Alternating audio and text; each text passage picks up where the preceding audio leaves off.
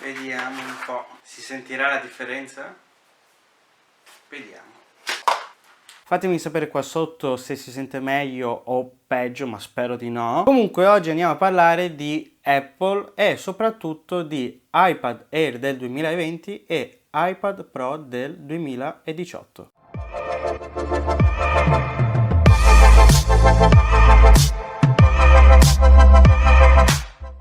Come detto parliamo di iPad, ma voglio fare una piccola premessa perché ho preso questo confronto che potrebbe essere un po' sulle nuvole, ma secondo me se le cose stanno veramente così è un confronto molto interessante. Ma prima facciamo una premessa del perché ho scelto l'iPad Pro del 2018 invece dell'iPad Pro del 2020. Prima di tutto il prezzo che attualmente sia sull'usato ma soprattutto sul ricondizionato, che dopo faremo un ragionamento su ricondizionato, prezzi eccetera. Il prezzo tra iPad Air 2020 e iPad Pro del 2018 è molto simile tra di loro. Poi anche per quanto riguarda la potenza, alla fine tra la versione del 2018 e del 2020 la potenza di multicore dei vari benchmark che sono stati fatti non è così tanto grande alla fine, quindi anche sotto questo punto di vista ho scelto iPad Pro del 2018. Unica cosa che potrebbe far storcere il naso è che appunto la versione 2020 ha 6 GB di RAM, cosa che nel 2018 invece ha soltanto 4 GB di RAM. Tale differenza si nota solo quando abbiamo diverse applicazioni aperte contemporaneamente e sinceramente secondo me nell'utilizzo sia medio ma anche professionale solo in alcuni rarissimi casi l'iPad 2020 e 2018 questa differenza di RAM c'è.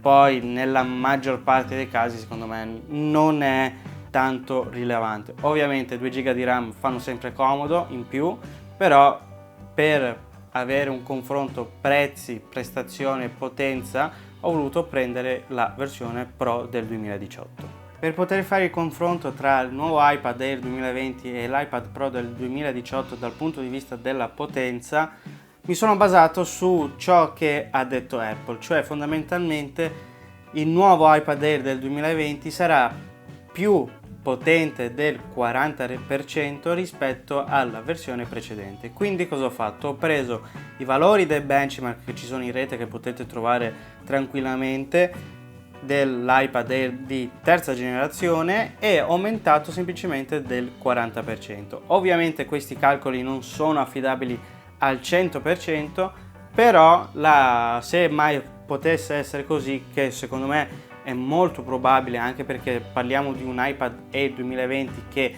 deve essere meno potente rispetto alla versione Pro, perché sennò si chiamerebbe iPad Pro, quindi teniamo per buono questo calcolo non affidabile al 100%, ma per poter fare questo ragionamento vediamo se effettivamente quando uscirà l'iPad nuovo sul mercato sarà così. Se fosse così, secondo me sarà un ragionamento molto interessante. Dopo questa grande premessa, allora conviene l'iPad Air del 2020 o l'iPad Pro del 2018? Allora le differenze sono diverse. Tenendo per buono i valori che vi ho detto prima, ovviamente l'iPad Pro dal punto di vista della potenza vince a tavolino e oltretutto l'iPad Pro, anche quella del 2018, ha anche la tecnologia ProMotion che può regolare lo schermo fino a 120 Hz, può, in base a ciò che stiamo vedendo, cosa stiamo facendo,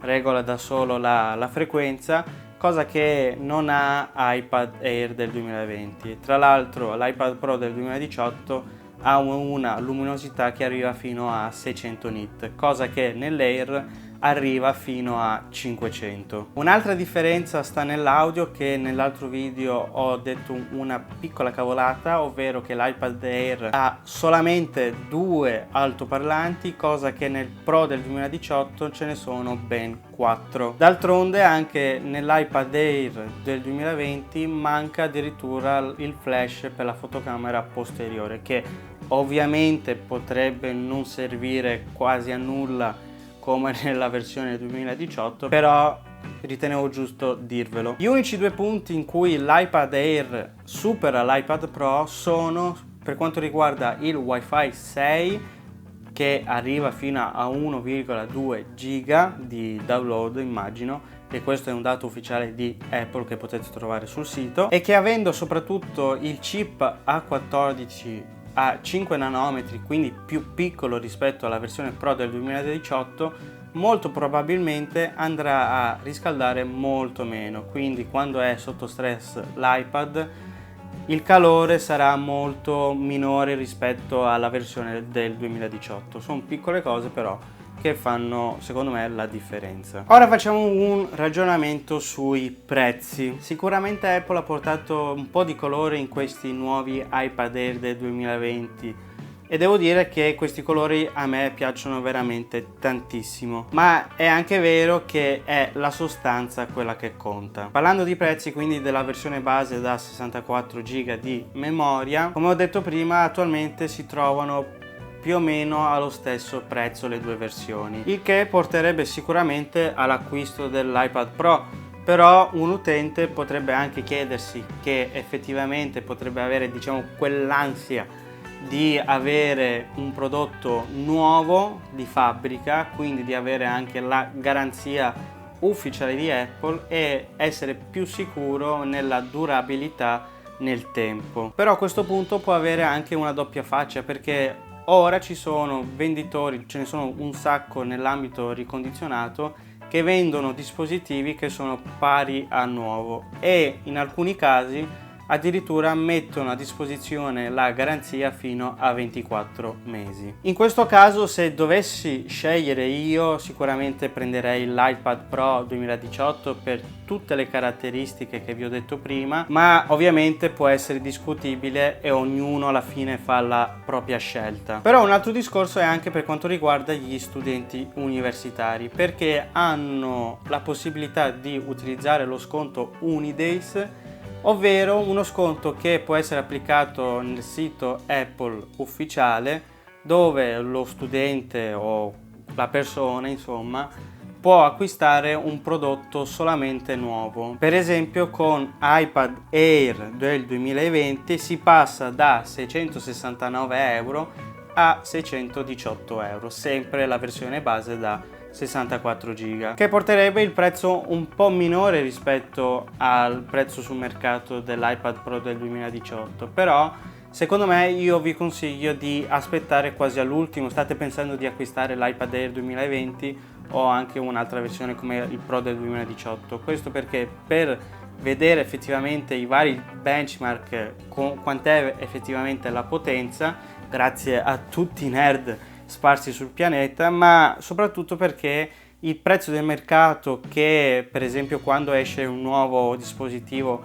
facciamo conto l'iPad Air del 2020, potrebbe essere che il prezzo del mercato dell'iPad Pro del 2018, visto che sono molto simili e solo che hanno differenze sì sostanziali, però che può essere che la maggior parte della gente non gli freghi molto, potrebbe anche essere che il Pro del 2018 potrebbe addirittura abbassarsi di prezzo rispetto all'Air, quindi dobbiamo un attimo vedere il mercato se diminuisce o aumenta il prezzo dell'iPad Pro del 2018. Ovviamente ognuno di noi ha una necessità diversa rispetto all'altro, quindi io vi consiglio di guardare bene ciò che offre, diciamo, il mercato, aspettare che l'Air esca effettivamente sul mercato, che sia acquistabile, fare tutti i benchmark a chi ne compete e vedere anche un po' i prezzi del Pro del 2018. Però un altro punto è anche per quanto riguarda la RAM dell'iPad Air del 2020, perché non si sa, nessun rumor